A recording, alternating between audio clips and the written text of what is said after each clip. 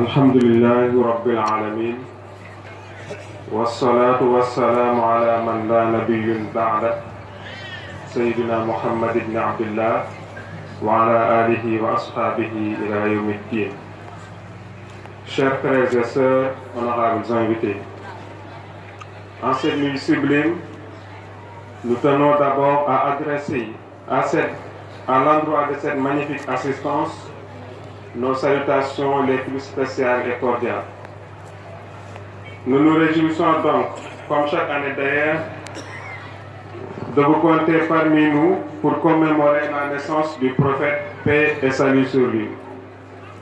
Nous profitons justement de cette occasion pour éveiller les consciences sur le thème intitulé « La jeunesse face à la mondialisation ».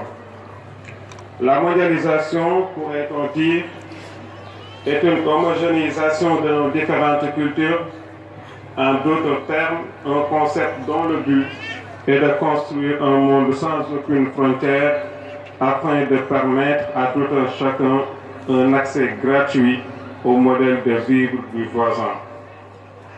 Chers invités, il est aujourd'hui évident qu'un pareil phénomène n'est pas exempt de danger pour la jeunesse et particulièrement celle sénégalaise, malgré la foisonnance de références dont elle dispose. Car cette jeunesse, prisonnière malgré elle d'une assimilation malencontreuse, accepte et adopte sans la moindre retenue tout ce qui lui est étranger. Par conséquent, elle s'expose à toutes sortes de dangers et d'humiliations. C'est parfaitement dans ce sens que Salahuddin Ayyubi disait « Si vous voulez détruire un peuple sans lui faire la guerre, alors répandez l'adultère et la nudité chez les jeunes. » Ces propos montrent le statut si particulier que la jeunesse a au sein d'une communauté comme la nôtre, mais aussi et surtout sa responsabilité d'en préserver le legs et de tenir dignement le flambeau. Honorables invités, notre pays a toujours regorgé d'éminents hommes et de femmes dont l'intellect, la sagesse, la bravoure, la sincérité et surtout la noblesse ont toujours suscité de l'envie et du respect à travers le monde entier. À titre d'exemple, il suffit tout juste d'interroger l'histoire et de se rendre compte que de grandes figures incontestées et incontestables ont vécu sur ce sol béni, foyer d'émanation des sciences de tout genre.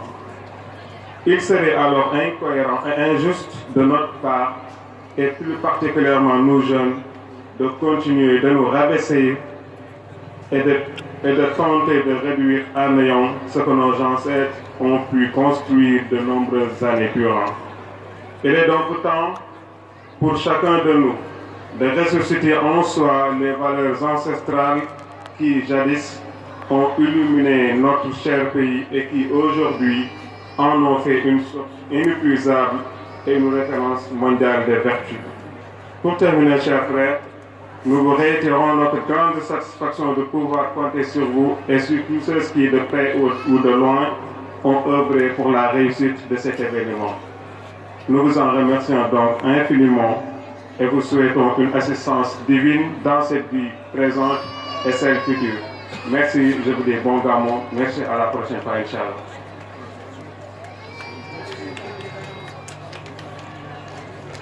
من لشرفه تنظم هذه المناسبة وعلى آله وأصحابه ذوي المراتب العالية ومن تبعهم بإحسان إلى يوم القيامة وبعد. أيها السادة والسيدات الإخوة الكرام، بمناسبة هذه الحفلة السامية الماجدة الرمزية نبدي ونظهر لكم امتناننا الباهر ونتشرف بحضوركم وبإجابتكم الهائلة لدعوتنا ونحييكم بأحسن التحيات وأطيبها ألا وهي السلام عليكم ورحمة الله وبركاته. أيها المدعوون الشرفاء، لقد حثتنا ظروف مجتمعنا الحالي على اقتراحكم موضوعا ما دام يمثل هويتنا ويميزنا ممن سوانا، وهو هذه الكلمة البسيطة في النطق ولكنها ذات أهمية غير محدودة، وهي الأخوية. إخوة الكرام، إن مجتمعنا قد أصابته أمراض لا تعالجها إلا الأخوية، إذ أن طبيعة الإنسان تستلزمه أن يعيش داخل مجتمع وأن يكون في معاملة مع أشباهه، فلا يمكن له أن يبقي منفردا يكتفي بنفسه.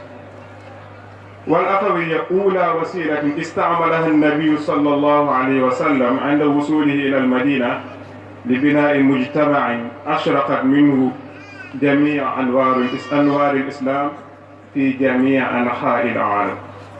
أيها الضيوف، إن أعظم بلاء لن يصيبنا ولن يدركنا إذا اعتبروا الكل كأخ يحب له كما يرتضي لنفسه، وإن عدم التعاون أكبر فشل يقابله ويواجهه قوم في حياتهم الاجتماعية والدينية. والرسول صلى الله عليه وسلم حثنا عليه عندما قال: المؤمن للمؤمن كالبنيان يشد بعضه بعضا.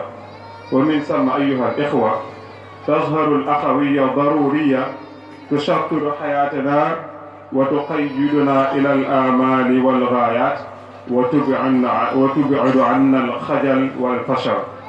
وأخيرا نشكر جميع المساهمين في نجاح هذه المناسبة المنظمة لذكرى مولد النبي صلى الله عليه وسلم، ونتمنى لكم السلام والنجاح.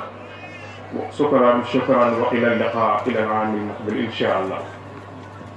بارك الله. يلا سلام سام bi sàmmal ñu ko aaral ñu ko bàyyil ñu ko